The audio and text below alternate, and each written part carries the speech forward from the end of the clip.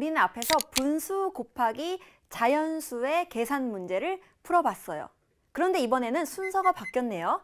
자연수가 앞에 있고 분수가 뒤에 있어요. 자연수와 분수의 곱셈 문제를 해결하는 방법을 알아볼 거예요.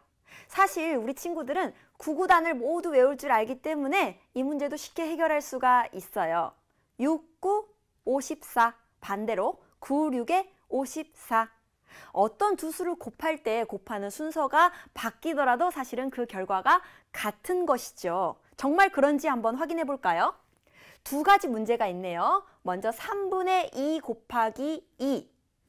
앞에서 공부했던 분수 곱하기 자연수의 형태인 거죠. 그리고 그것의 순서를 바꿔서 자연수 곱하기 분수인 2 곱하기 3분의 2라는 문제가 있어요. 정말로 이 두 계산식의 값이 같은지를 확인해 보도록 할게요.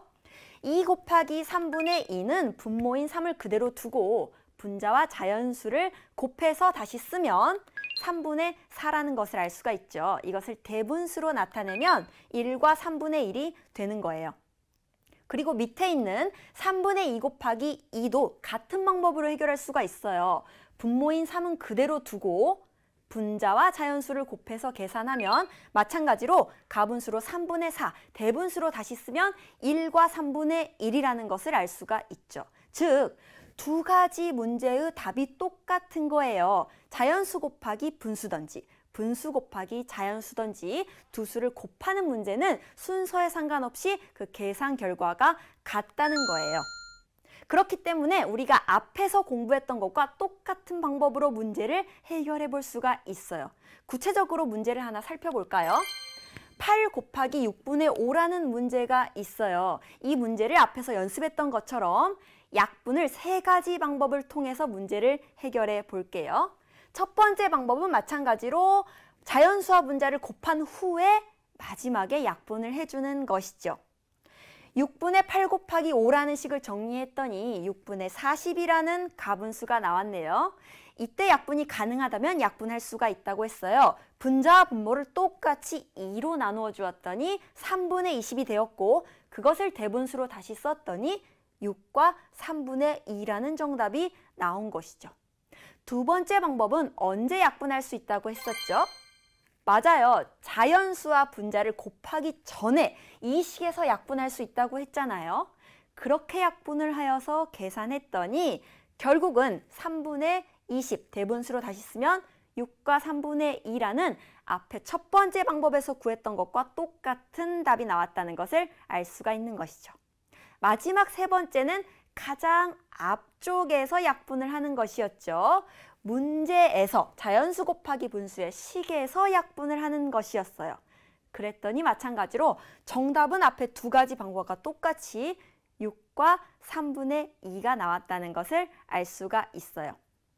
자, 우리가 자연수 곱하기 진분수 문제를 해결하는 방법을 알아봤으니 이번에는 자연수 곱하기 대분수를 어떻게 해야 하는지 직접 문제를 풀면서 알아볼까요?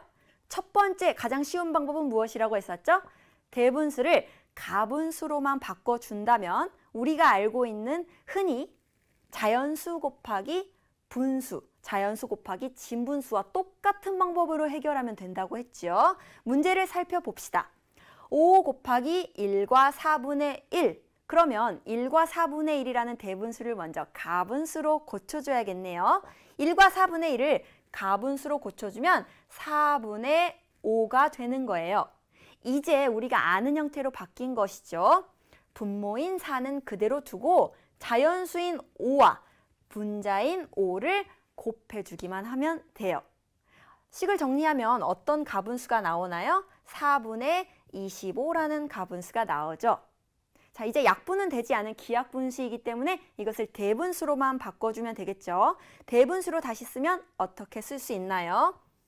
25에는 4가 6번이 들어가죠. 그러므로 6과 4분의 1이 답이라는 것을 알 수가 있어요. 같은 문제를 다른 방법으로 해결해 볼까요? 대분수의 성질을 이용해서 이것을 자연수와 진분수 따로따로 계산해서 마지막에 합쳐줄 수 있다고 했잖아요. 식을 한번 써봅시다. 자연수 부분인 1과 그리고 진분수 부분인 4분의 1이 각각 자연수인 5를 곱해준 다음에 마지막에 더해주면 된다고 했지요. 식을 정리해 보도록 합시다. 5 곱하기 1은 그대로 5임으로 이렇게 써주고 5 곱하기 4분의 1은 얼마인가요? 분모인 4는 그대로 두고 자연수인 5와 분자인 1을 곱해주면 5가 되는 것이죠. 식을 다시 쓰면 5 더하기 4분의 5를 대분수로 고쳤더니 1과 4분의 1이 되었어요.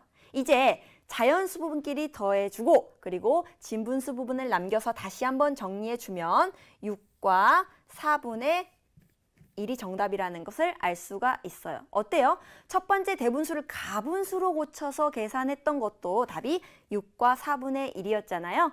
그러므로 우리 친구들이 편한 방법이 무엇인지 생각해서 선택해서 문제를 해결하면 되는 거예요. 자연수 곱하기 분수의 문제를 해결하는 방법을 알았으니 이제 두 번째 친구도 도와줄 수 있겠는데요. 자연수 곱하기 분수와 분수 곱하기 자연수는 그 결과가 같기 때문에 똑같은 방법으로 계산을 할 수가 있는데, 즉 자연수 곱하기 분수 문제를 해결할 때에는 분모는 그대로 두고 자연수와 분수의 분자 부분을 곱해서 계산하면 된다는 사실 꼭 기억하세요. 42쪽의 3번 문제부터 풀어볼게요. 빈칸에 알맞은 수를 써 넣으세요. 식으로 밑에다가 다시 한번 써보면 6 곱하기 8분의 5의 값을 구하면 되는 거겠죠?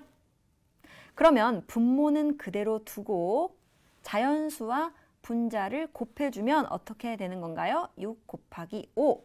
식을 정리해주면 8분의 30이 되는 것이죠. 약분이 가능한가요? 가능하죠. 분자와 분모를 똑같이 2로 나누어 줄 수 있어요. 그럼 8은 4가 되는 거고 30은 15가 되는 거예요.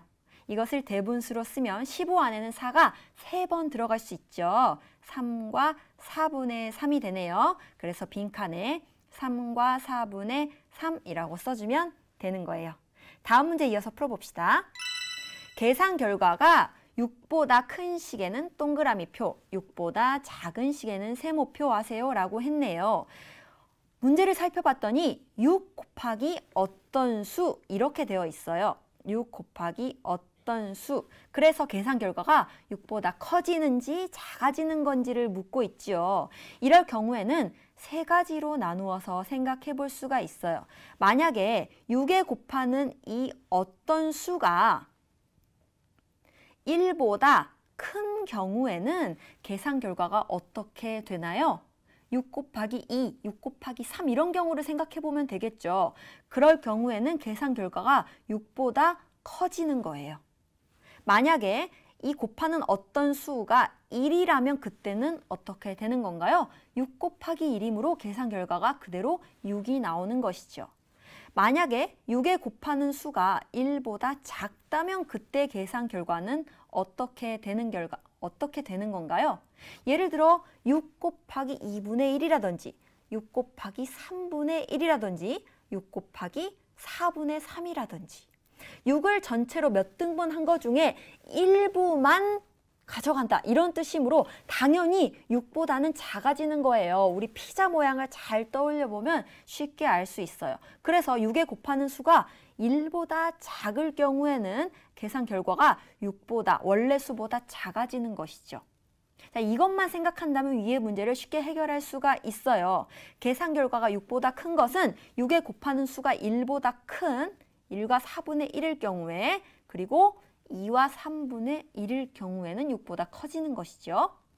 반대로 계산 결과가 6보다 작아지는 경우는 곱하는 수가 여기 있는 9분의 7이나 5분의 4처럼 1보다 작은 경우가 되는 거예요. 자, 문제에서는 6 곱하기 1에 관해서는 이야기하고 있지 않죠. 그래서 여기까지만 표시해주면 되겠네요. 다음 문제 풀어봅시다. 시연이의 나이는 12살입니다. 이모의 나이는 시연이의 나이의 몇 배이다? 2와 6분의 5배이다 라고 하고 있어요. 이모의 나이를 구하기 위해서는 그럼 시연이의 나이인 12에 2와 6분의 5만 곱해주면 되겠군요. 자, 우리 자연수 부분과 진분수 부분을 따로 떼서 계산해 봅시다. 자연수 부분인 2에 12를 곱해주고 더하기 진분수 부분인 6분의 5에 12를 곱해주었어요. 자, 이것을 계산해 보면 12 곱하기 2는 24가 되는 것이고, 그리고 뒤에 부분은 약분이 가능한 부분이 있으니 약분을 먼저 할게요. 6을 6으로 나누면 1, 그리고 12를 6으로 나누면 2가 되는 거죠. 즉 1분의 10이므로 10이 되는 거예요. 24와 10을 더해주면 34가 되네요. 즉 이모의 나이는 34살이라는 것을 알 수 있어요. 자, 이제 수학 만점왕이 되기 위해 서술형 문제에도 도전해 볼까요?